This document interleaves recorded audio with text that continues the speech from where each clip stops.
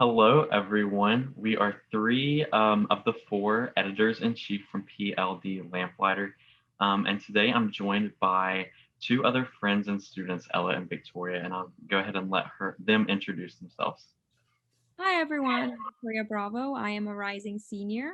As Logan said, I am one of the editor-in-chiefs of Paul Lawrence Dunbar High School school newspaper, PLD Lamplighter, and I'm very excited to be here today. Hi, I'm Ella Williams. I am also a rising senior and one of the editors-in-chief for PLD Lamplighter, and I am very excited to meet with you and discuss everything with you. Yeah. Awesome. And today we're joined by Dr. Liggins, who's a superintendent candidate for Fayette County. So we're just going to kind of jump right into our first question. And so our first question is, after this past year, education leaders and stakeholders are essentially sitting on an opportunity to redefine what public education looks like. What is one abstract or outside of the box idea you have for Fayette County? Well, that's an awesome question.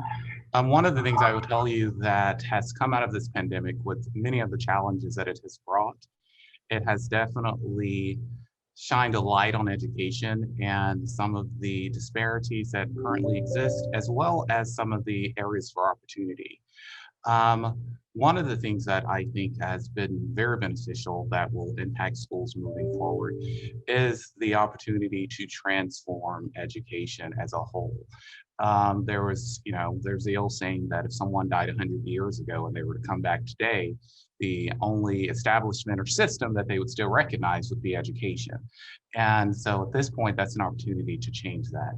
One great advantage that I think this is to really provide an opportunity for choice in schools for students that are directly linked to their interest. School K-12 education is the only environment within education to where students are all specialized to go down this one track to do this one thing. Everyone has to graduate with this general, you can have some options as far as electives, but no one really has it's not like college where you can choose a major or you can find something that is of great interest to you. And so I think this is a great opportunity to transform that. So students who, obviously it still exists, we still have the legislatures that's going to tell us what we have to do and have to teach. But if we can teach those things through different lenses based off of student choice and student interest. So one of the great things I could see bringing there to Fayette County is really having a system to where students who is fine arts oriented can continue to learn math, reading, writing, arithmetic, all of those things, but also do so through a fine arts lens, through a performing lens, through a lens to where they actually get to have experiences that are directly aligned to their interest and their passion to an extent. Another is, folks who are more want to go towards leadership would be one example. Another one could possibly be STEM. So really just looking at the individual interests of students and making sure that that's being taken in consideration when developing an educational product and an educational program for them. Thank you. All right, so moving on to the second question. Our previous superintendent was physically present in our schools and very relatable. Because of this, many of us felt like we knew him and called him by his first name, Manny. In a time when mental health and relationships are so incredibly important, what can students expect from you and how will you carry on his legacy? Well, that's a great question. I will tell you that's one of the things that I think drew me to the position in the first place is I am a leader that cares very much about the culture of the environment. And when losing a leader in the way that you guys have, and my sincere condolences, I think it really calls for someone who is sensitive to that and understand that there is a legacy that was left and a legacy unfulfilled in a lot of instances. He left prematurely and I'm sure was in the midst of doing some amazing things from what I've read. Additionally, the district has not had, due to COVID, no one's had time to really grieve or to really go about the process that is involved in in transitioning. And so I will tell you, and as a principal and as a superintendent, I've always been a student-centered leader. That's just who I am. I love going and just knowing my kids. I love the fact that I have the opportunities to go to performances and sit in classrooms and have opportunities to just interact with kids and get to know them on a personal level. I think it's extremely important that the new leader comes in and takes all of those things into account and lead in my own way as my own person, but also realize that Mr. Kalk left a legacy there, and there's an expectation there that needs to continue on to an extent, and just build upon that and make sure that students know that I'm there to continue this legacy. I'm there to move us forward and to make us better, and not to necessarily disrupt anything that had occurred previously. Wonderful, wonderful. Thank you. Thank you. Moving on to Ella, she'll be asking our third question. All right, so for our third question, if you had to describe yourself to someone who doesn't know you, aside from your accomplishments in career and education, what would you say? I'm a normal guy. I'm a normal guy, really. I love what I do. Education to me is not just a job, it's my passion, it's my calling, if you will. I am the product of public school, and I tell you, school, and I often tell people, was my saving grace. I come from a single mother household. I was her second child while still in high school. And by all accounts, just statistically, I shouldn't be where I am. And because of educators that took me under their wings, because of educators that cared about me, and educators that raised the level of expectation and didn't just allow me to go with the status quo, or to not do what I needed to do. And so I take that into every aspect of who I am. I'm an avid reader, and it's often because people will say, do you ever read anything that's not, for work, that's just for fun? And it's really hard for me to separate the two, because I enjoy reading about what I do because it's part of who I am. And so really when I'm reading for fun, a lot of the times it is about my work and my job and what I do, which is deal with kids every day and make a difference in the lives of kids. So for me, I don't take myself seriously by any means. I think school should be fun. I think learning is important and critical to the success of anyone that wants to advance in our society. And I take it seriously, but I don't take myself seriously. Thank you. You're very welcome. So in Kentucky, in general, there is a shortage in the teacher workforce and a diverse teacher workforce. What would be your plans or in recruiting and retaining excellent teachers here in Fayette County? Well, I will tell you the first thing that occurred, everyone wants to be a part of a winning team.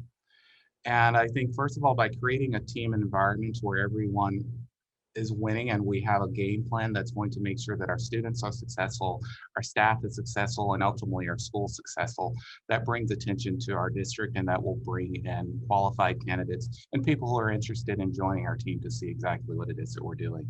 In addition to that, I also think it's important to look at a variety of factors that influence teacher retention and teacher recruitment.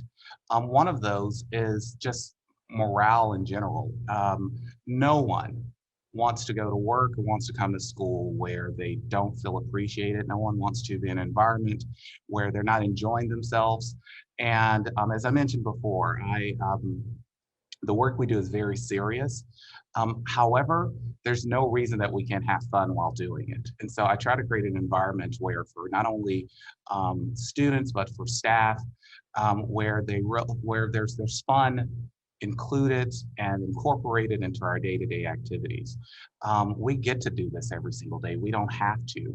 And so it's actually a great opportunity to take advantage of the fun things that can occur and create an environment where people feel appreciated, where people feel loved, where people feel at home.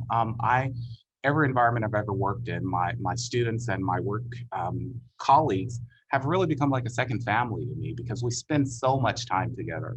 We experience loss together, we experience failures, successes, and to take that on and to really just embrace it as this isn't just a job, this is part of who we are and part of our families, and really making sure that people feel a part of something.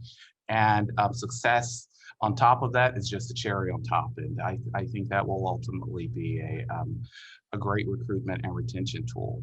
In addition to that, however, I also think it's important to create pipelines directly for students and staff and create an environment where education is more attractive. I'm sure with that question, you've read the statistics that not many students that are graduating high school are going the track of education.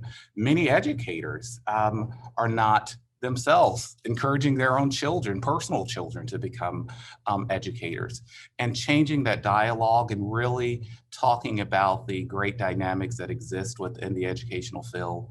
One of the things, for example, partnering with universities for aspiring teachers and students that may work in the district that want to do it, providing opportunities such as scholarships, working with local universities and programs, working with teachers, teacher aides, and specialty staff that aren't yet degreed, and helping them get to that point will also help us get some of the teachers that we need and help recruit and retain them. Awesome, thank you. Very well. All right, so since we do have a few more minutes, we have one more question for you. Okay. So Lexington is a very diverse community with over 90 world languages spoken in our schools. With that, communication can be hard and is often a struggle. What are your plans for equitable communication and outreach for all families? That's a great question. I am bilingual, but I don't speak 90 languages, so that's will be quite a challenge. I think the language of understanding, the language of love, I think for the most part, everyone wants to know whether I speak your language or not.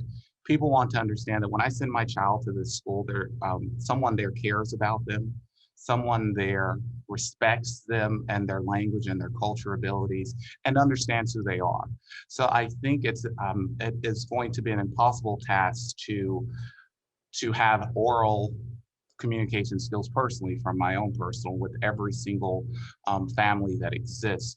However, I think it's very important to know that they're respected, their culture is respected, and that we celebrate cultures throughout our district and we learn about each other and that we embrace the differences that truly make us stronger.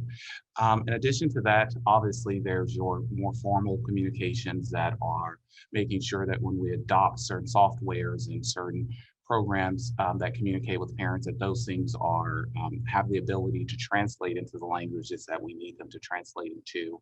Also, that goes back into your previous question about hiring staff that are representatives of the student population. It should, we can find staff that are actually can speak the language and have different staff members that are available to translate and whatnot. I think ultimately having an environment that embraces culture, celebrates the differences, and really just ensuring that language is not a barrier, but it's something that we look to overcome as part of an opportunity. That's great to hear. Thank you. You're very welcome. All right, so that's really all that we have for you today on the questions. Logan, Ella, is there anything else you'd like to add? All right, wonderful. Well, on that note, do you have anything to ask us? Would you like any clarification on anything? Well, first of all, I've read some of your articles, and I'm thoroughly impressed with what you guys are doing. It's just phenomenal, and I love the fact that you not only take on school issues, you take on community issues, you take on statewide issues, take on national issues. And you guys are phenomenal writers, by the way, so kudos to you and your staff. I would like to know, for this particular series, will it just be posted on the webpage, or how does it work exactly? So I think, if I'm not mistaken, we are planning on writing an article about this as well. Okay. I think posted, I think also by FCPS, if I'm not mistaken. Don't take my word on it, though. I may be lacking some details. But yes, I'm pretty sure this will be posted. the recordings of these meetings. And then also Lamplighter will be writing up a follow-up. All righty. Yeah. Well, I wish you guys the best of luck and I hope you finish strong. When's your last day of school? We finished on the 18th, so last Oh, week. okay, so you're done. Yes, So we're still done. working over the summer. Love it.